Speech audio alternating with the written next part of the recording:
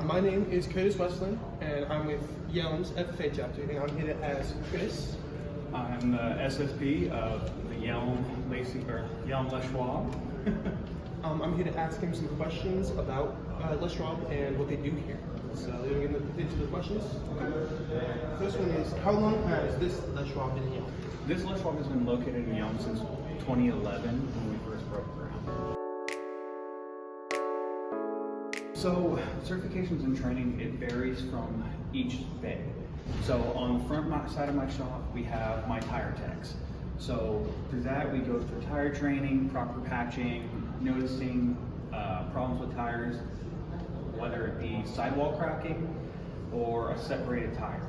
Just basic safety, jack stands. But if we're on the other side, it's gonna be my brake alignment side. So how to properly do brakes, torque specs, find ball joint specifications on how much is an allowable movement, and other scenarios that can cause problems and need to be fixed. And then on the back side is my truck slab. That is where you need to be TIA certified. It takes about 40 hours of training, and it varies from on the road doing flats on semis, buses, out in the field to farm tires. That takes quite a bit. And what is your daily work routine?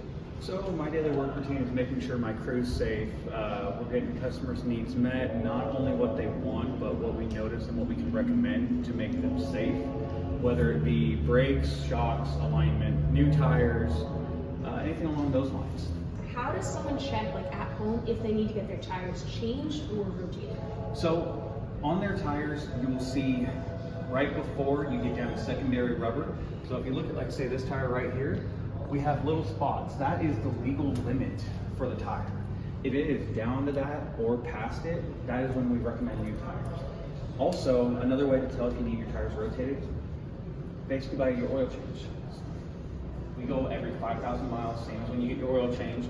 Or if you see some type of uneven wear, we recommend rotating it. But it all varies from case to case.